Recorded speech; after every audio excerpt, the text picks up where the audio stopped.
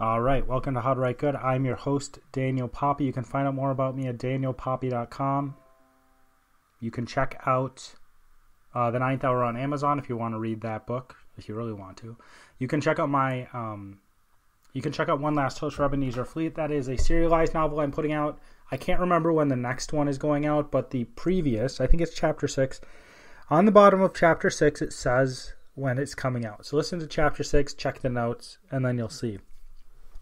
Just a shout out to everyone who listens to this podcast. I appreciate your time. I'm just going to say that. Thanks. I didn't know exactly what was going to happen when I started it, and I'm surprised. I honestly am. When I started the podcast, I was thinking that no one would want to listen to a podcast that I'm talking, that you listen to my voice, and it's someone talking about writing, specifically about the philosophy of writing and different things around that area, and I'm surprised that there's anybody there. So I really appreciate that you listen, and I applaud you. I don't know. We are going to jump into our word of the week, and we're going to get into an interesting week of How to Write Good, or an interesting episode. First off, I have a desk. I'm recording this at a desk right now, and there's this. It's one of those old giant metal desks. I actually brought it upstairs in where we live by myself. I pushed it up our stairs, but it has this weird thin film on top. And at first I thought it was something like building up like oils from hands and different things like that. But it turns out that it's this plastic that's on the top of the desk. It's very interesting. All right, our word of the week is the longest word in the English language that I know of. That's an actual word. It's pneumono ultramicroscopic silicovolcaniconeosis, and that word is it is a lung disease that you get from inhaling very fine silica. If you know what silicosis is from inhaling very fine silica, but this is a lung disease that comes from inhaling silica from a volcano, hence the volcaniconeosis. Wait, let me see. Actually, I can't remember exactly. I have to read it. Volcaniconeosis. So it's essentially the same thing as silicosis. So if you're ever around really fine particles, or if you know someone who is and they cough a lot, they likely have silicosis because they've gotten too many very fine particles in their lungs. So happy day, right? I've got all this stuff coming up on my computer right now. For some reason, everything's popping up at once. Go away.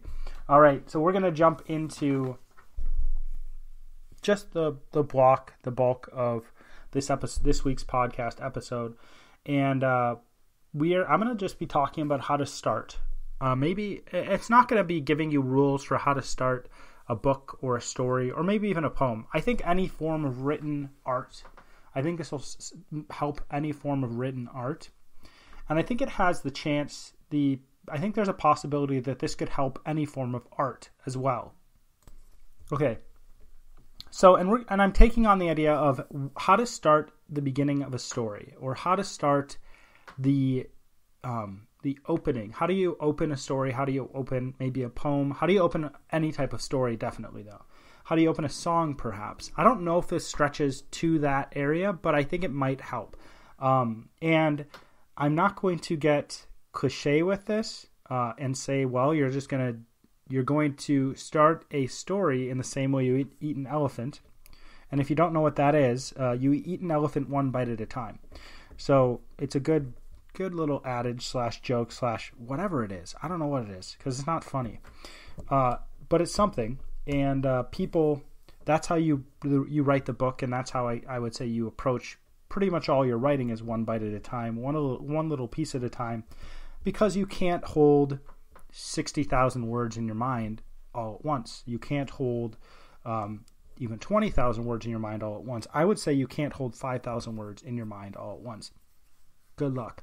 Maybe there's bound to be someone who can, but most people can't. So a few different, I don't know what you call it, pieces of advice that, or one piece of advice that I would suggest when you are writing your beginning is write it at the end. I think that's been useful for me. I think it's almost a necessity to write the beginning of your book after you finish the book, because you don't really know how the book is going to turn out until after you've written it. There's just so many moving parts, and depending on how long it's taking you to write, it might take you too long to write, where you get to a point where you actually are changing certain things in the book you want to change later, and the beginning doesn't fit anymore. So I would suggest this is a very practical piece of advice. It is just to write the book, write the beginning of the book at the end of the book. Now, when you get into the beginning of the book, you've got formats. You've got these formulas. Formulae. Is it formulas or formulae? I actually don't know that. You've got these formulae, maybe that's it, of how to write the beginning of a book. And some people are like, yeah, you got to. One piece of advice that I hear a lot, and I would say this is correct, but I think it's taken wrong, is people say, oh, you've got to make that a really, really good beginning of the book. You've got to make that book. You've got to have that book written in a way where people will immediately want to read the rest of the book. And I agree with that, but I think how the people who are giving that advice understand it to be is fast-paced.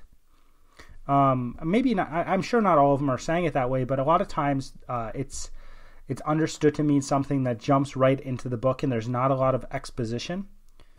And I think that it's true that you should write the beginning of the book as if to make people read it, to read the rest of the book. But at the same time, I don't think that's the main goal of the beginning of the book. I don't think that just because a book makes you want to read it, it is great art. Just because something is extremely entertaining does not mean it's great. And I think that most people would understand that. I think most people who are adults would understand that just because a piece of art is quick, just because something is fast, just because something is eye-catching or very entertaining, it's not necessarily great art. And I'm not saying that art is boring. I think art's really interesting. I think there are pieces of art that are fast-paced. I think that in terms of storytelling is something that can be fast-paced. Storytelling is something that can move to different places, different scenes constantly, especially in movies, because they have that visual aspect. Storytelling can be very fast-paced, but it isn't always fast-paced. And I would say that the best stories aren't fast-paced because, as I stated 2 weeks ago, storytelling relies on tension, and tension relies on build-up. And if everything is fast-paced all the time, that build-up doesn't happen as often. It's often the case that you run into a story that is better paced. It has a better build-up to the end. It has a stronger climax because of the fact that it isn't just trying to throw tons and tons of things in there. This is an issue with stories today, that we think that having tons of stuff go into stories is the same as having a good story, which isn't necessarily the case. And I've been guilty of putting tons and tons of stuff into a story at the same time and saying and thinking that this would make the story great. And I think there's a certain amount of draw to putting a lot of stuff into a story and making it complex, but the complexity of a story doesn't necessarily make it good. I would say that these recent Avengers movies, though I think they are cinematic, they're very good. I'm not a movie. I can't judge movies, but I would guess that they're great for cinematography. They're great. They did, for what the feat they were trying to accomplish was impressive. And I think there is praise to be given to them because of that. Now, when you look at the story itself, I think they created a story that fit together with all the different pieces with these Endgame and Infinity War, or vice versa. I'm saying it in the wrong order. But I think it's the case that they took all these pieces they had to fit together, and they fitted them together very well. But I don't think that's coming out to be the best type of story. One thing that often takes place in superhero movies, and I don't know why it happens in superhero movies so stinking often, is that they replace the build-up and the climax of what could be. You could do anything. You don't have to have a fight at the end of a superhero movie. You could replace that. Boss. You essentially have a boss fight. It's kind of like video games. Video games must have a boss fight. That's just kind of how they work. That's the formula they've been using for a really long time, and a lot of them fit into that. But you don't have to do that in movies. You don't have to do that in stories. You don't even have to do that in superhero movies. You could have something else be the climax of the film. You could have something else be the high point where everything comes together. But they always fall into that, which makes me frustrated. But I'm going to get off my soapbox for a little bit of a second. So you want the beginning of a book to draw the reader in, but I think the main goal of the beginning of a book, isn't to draw a reader in. And I'm going to get to what I think the beginning is in a little bit, but I don't think that is just the main goal. I think you can, so it's kind of like food. Just because there are certain foods that are not probably good initially when you eat them, or they're not as tempting as certain chips. Here, let's go. Potato chips, you can eat a bag without even noticing. And the reason why you can is because they are created in a way that they have that perfect amount of salt. You love that, and you just want to keep on eating them. They're really, really tasty. At the same time, there are other foods that that are better, that are more satisfying if you really eat them, but they're not. They don't give that same instant gratification, and that's why I'm saying that just because a book or just because a story draws you into the story immediately doesn't mean it's good in the end, or doesn't mean it's this high art. I think that you should try to draw your readers in, but I don't think that this should be an obsession. I think in a lot of cases with writing, I think there's a lot of advice out there with writing that, and I'm not saying I'm the end all be all on writing advice, but just from thinking about certain pieces of writing advice, I think that the writer is hitting on something correct. So, for example, Stephen King, he says, he doesn't like to use adverbs, from what I understand. And you can fact check me on that if that's not correct. But I believe he doesn't like adverbs. He doesn't like using adverbs himself. And I think that he sees them as a crutch.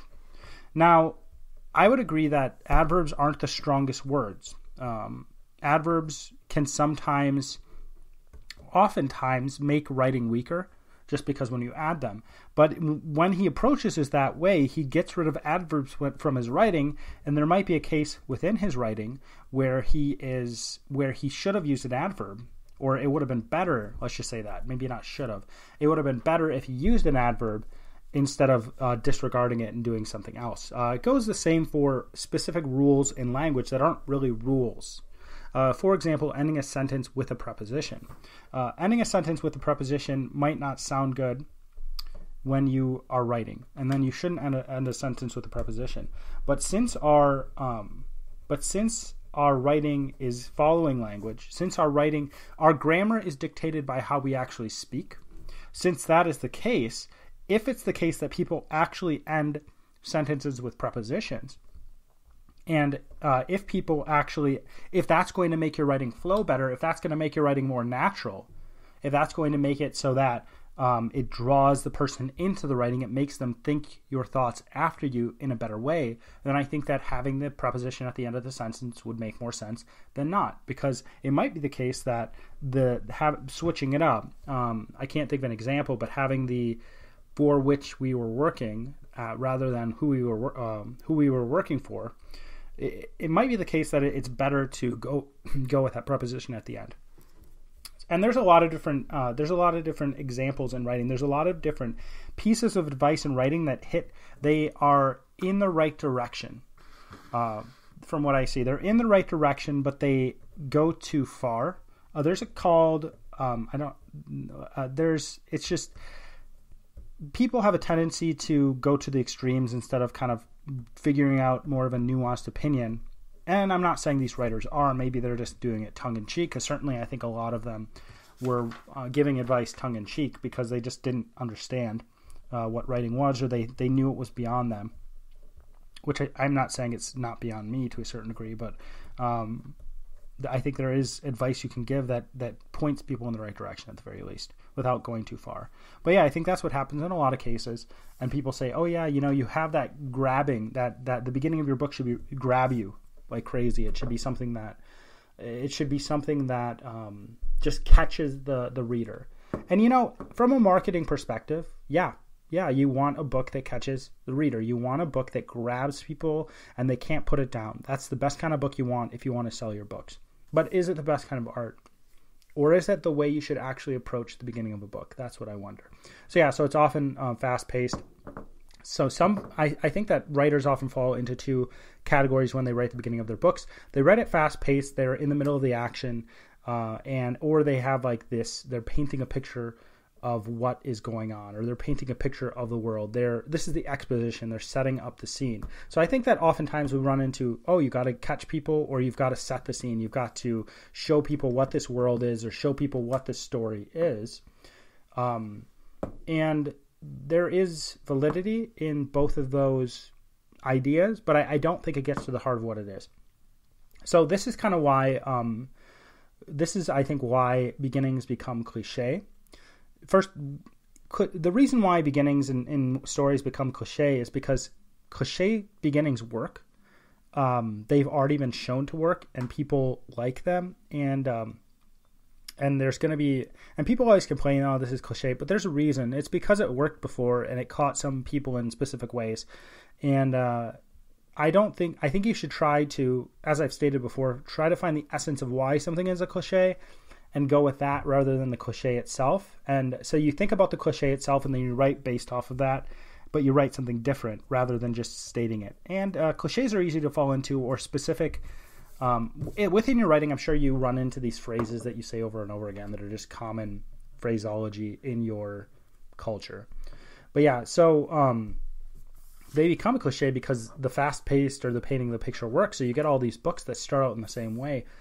But the question you have to ask when you're writing the beginning of a book, after you've written your book, right? You can write it before you write your book, but I think that's a good piece of advice to write it after. But the question you have to ask is, what does a beginning do? What does a beginning do? Because if you can answer the question, what a beginning does, then you can figure out how to approach the start of a book, how to approach the start of a story. And some things that I ran into when I was planning out this episode, it sets the stage, right, which is the painting a picture. It sets the stage for what's going to happen in the book, or it creates a set piece. It creates the background, the backdrop for, that's what I mean by sets the stage. It creates that backdrop for what's going to happen in this book. It tells you, and then along with this, it tells you about the world, which is creating the backdrop as well. It introduces characters, because books, the core of a book is the character and the character change. That creates the plot line. It has the inciting incident, so it gets the plot running. And there's several other things that some people would say what a beginning does.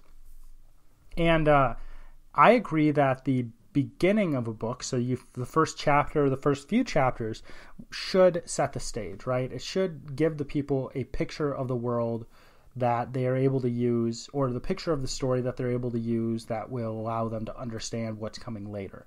It kind of functions as an introduction.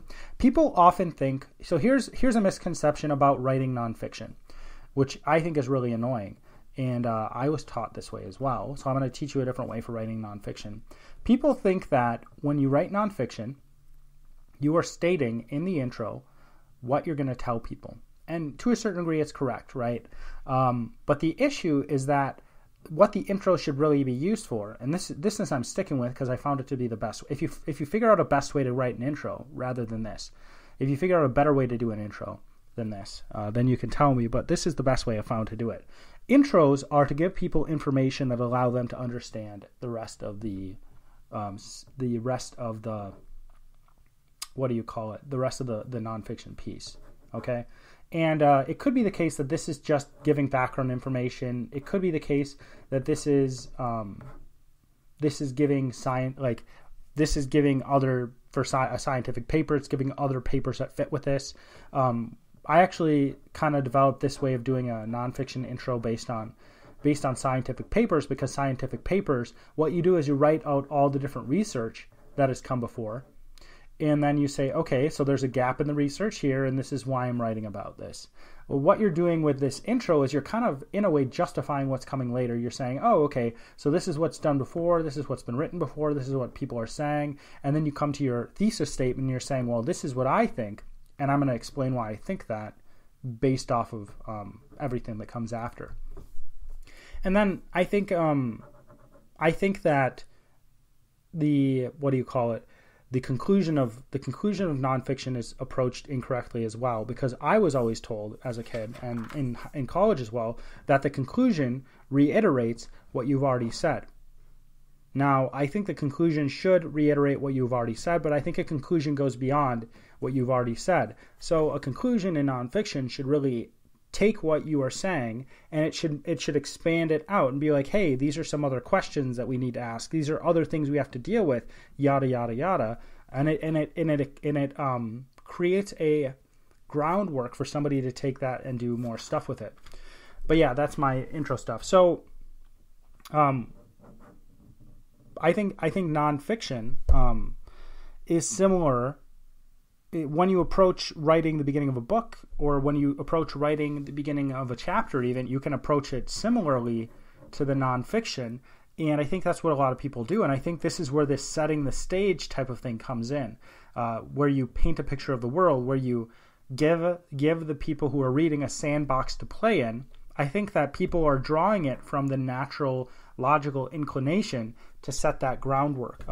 It's kind of like creating it's the foundation of the house, right? Everything else afterward is going to be informed by that introduction. Everything else afterward is going to be informed by that initial scene, those first few initial words that you write when you're writing a book, which there's a lot of weight on that, right? So it needs to fit. So I think that these are good things. I think that these don't get to the heart of it. I'm going to present something that is a little different, and maybe you'll think that this is the exact same, but I think this is different, okay? And here's a question. Here's my idea. What if the goal of the beginning of a book was to transport you into the world of the novel? Now, some of you may be saying, well, hey, what doesn't that mean that we should be setting the stage? What doesn't that mean that we're telling about the world? Doesn't that mean we're introducing characters? Different things like that. Now, I'm not talking about the beginning. I'm not talking about the first chapter. I am talking about the first line, because you cannot, with the first line of a book, you can't set the entire stage. You can't create you can't create the entire foundation of a story based on one single line. You can't tell all about the world in one single line. You can't introduce everything about a character or all the characters in one single line. You are going to have a really hard time creating an inciting incident, like what gets the plot going. You're going to have a hard time getting the plot moving with one single line. Because there's more, like a plot is an entire book. A plot takes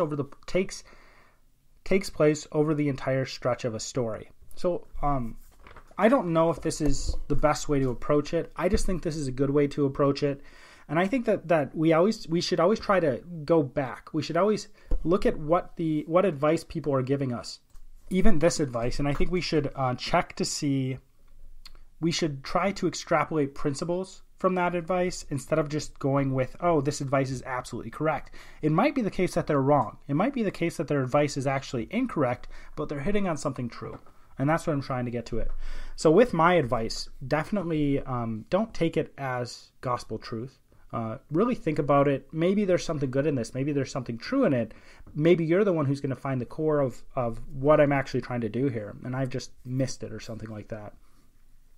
So what if the goal was to transport you into the world of the novel?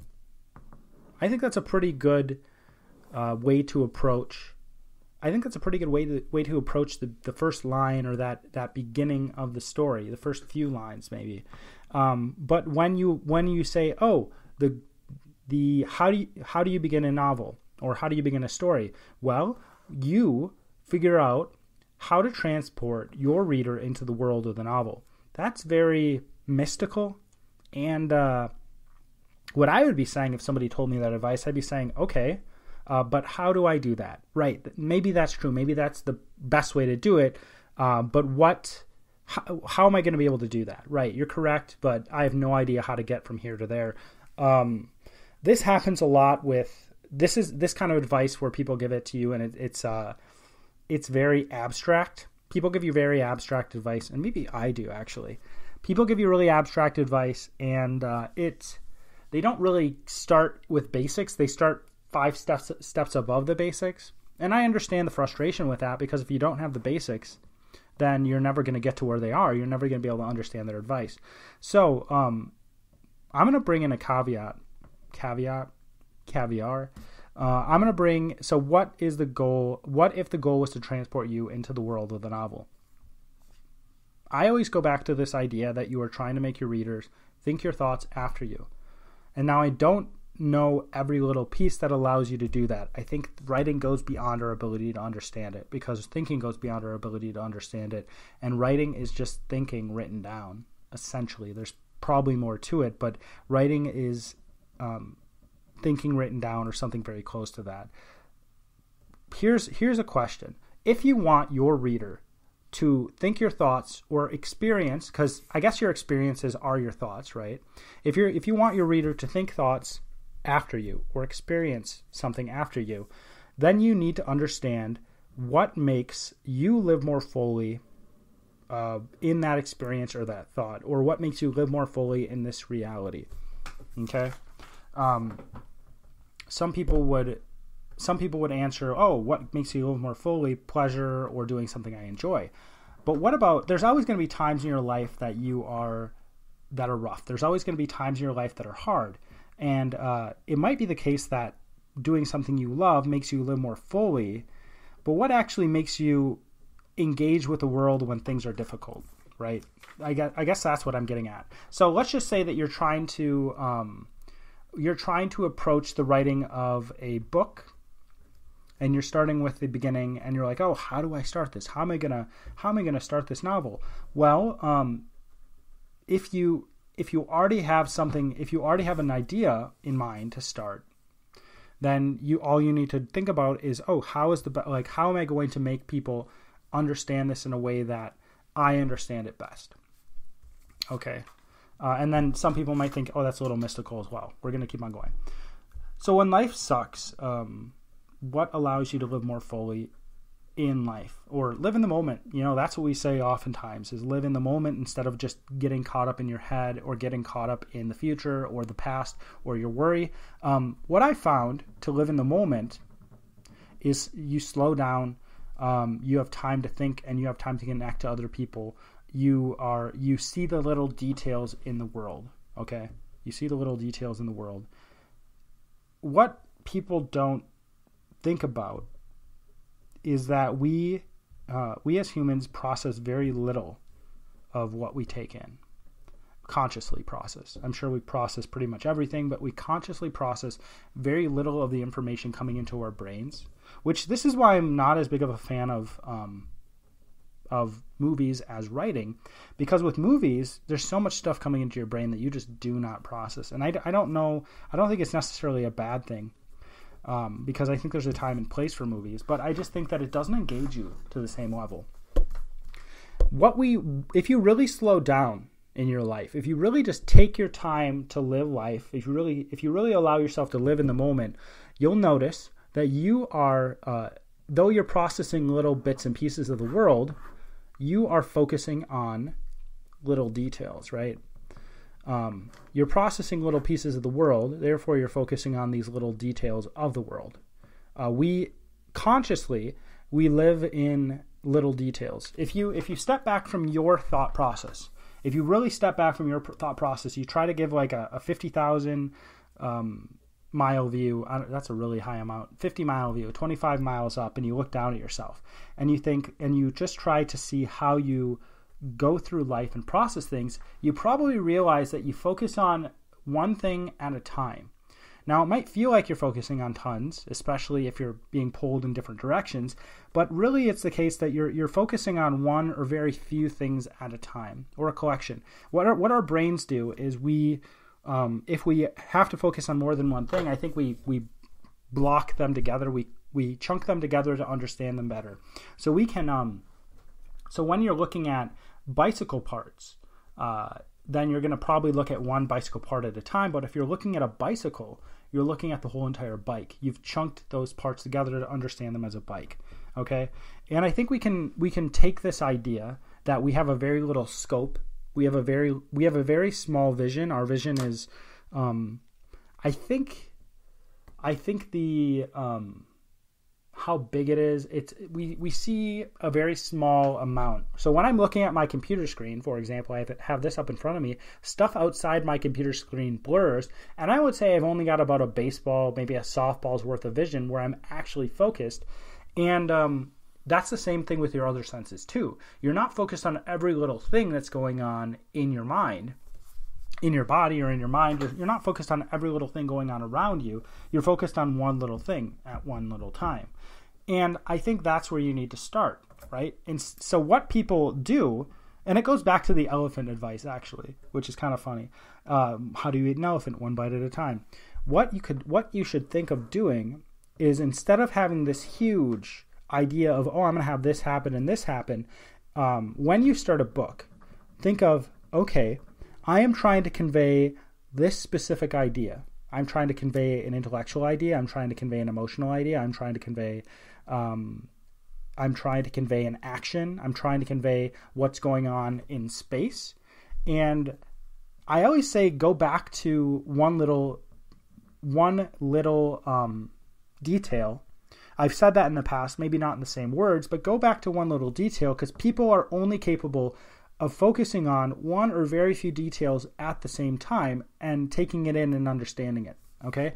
So, this doesn't give you, I don't think this gives you the exact idea of how you're going to start your book, right? But I think at the same time, if you focus on one little detail, instead of having this big sweeping idea of what you're going to do to start it, you're going to be starting it in a way that is more enticing to the reader and gets the reader thinking your thoughts after you. I think that's going to happen. So for example, let's just say that you said, oh, I'm going to start my book, and it's going to start at a feast. And you know what I'm going to do? I'm going to have that big, huge table. It's like a king's feast. And I'm going to describe all the people around that table. And I'm going to describe what they're wearing. And they're going to be awesome. They're going to be whatever. And I'm going to start describing all the food on that table. I'm going to describe what it looks like. And I'm going to describe how it glistens. I'm going to describe how it smells. And I'm going to describe people scurrying about, all the servants. And as a writer, if you are a veteran writer, you might be able to do that in a really good way. But maybe instead of approaching it with all these little details, though maybe it is appropriate that you approach it with all these little details, maybe it's best to start with your character. And maybe it's best to start with one little tiny thing, because this can convey so much information. One little tiny thing can convey so much information. And when you're writing a book, you're taking one little tiny thing after another, and you're stringing them together to convey more information than you're capable of. Let's just say you want to convey something about your character. And let's just say you start with a fork. And you might be thinking, well, that's boring. We're starting with a fork. Well, let's just say you're starting with a fork, and the fork is crooked, or one of the tines is bent, right? So you describe this one little tiny fork, and you're describing these bent tines. And the reason why you're describing this one little tiny fork is because your character is really annoyed at the fact that the tines are bent, right? And then you start to get into this idea, the character's head, and why the character's annoyed that the tines are bent. And you may be even able to throw, as you go along at the beginning of your story, this idea of people talking around him, but he's still focused on those bent tines. And if, of course, your beginning has to be appropriate to your story. That's why I say write it after. But your beginning has to be appropriate to the story, and that bent tine, that single little piece of information could convey tons of information to your reader. It could show so much about that character. And let's just say that character's annoyed because one of the tines is bent up on its fork. And the character's obsessing about that tine. This character's like, I wish that they would just take that. I want to just chuck it on the floor and tell the waiter or waitress that they need to get me a new one, or the servant, or wherever you're at. And then in the future, you have this same idea come up. You have the same. You could build a whole character around a twisted tine on a fork. You could say, this is a representation of the character, right? You start with this tine on the fork. It's all twisted. And then later on, as you go through the story, you realize, wow, this character is a twisted character, or this character is really bent up and broken, and this character's whatever. And you're just reflecting that. So you can reflect. You can use something really small when you start to write. You do not have to start really big. And I think it's almost better to start with something small, because something small is a lot more manageable for writers. I think the most writers starting with something small is a lot more manageable. And I think you can use this idea as you go through the rest of your writing too. So you get to a point where you're like, oh man, I ended an area, or I ended a paragraph, and now I've got some writer's block. Well, like I've said in the past, take some time, imagine what's going on in that scenario that's coming up. Just let your mind settle into that, and then focus on one thing, taking this advice, and run with it and see what happens with it. Have fun with it. But yeah, I think that I think your goal is to transport your reader into the world of your novel. And another way of saying that is making your reader think your thoughts or have your experiences after you. And I think the best way to do that is by focusing on something small, especially when you start. And I think that's gonna be something powerful when you do approach writing.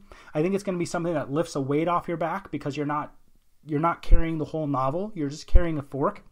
And yeah, I hope that's really helpful. And I don't know, that's what I got.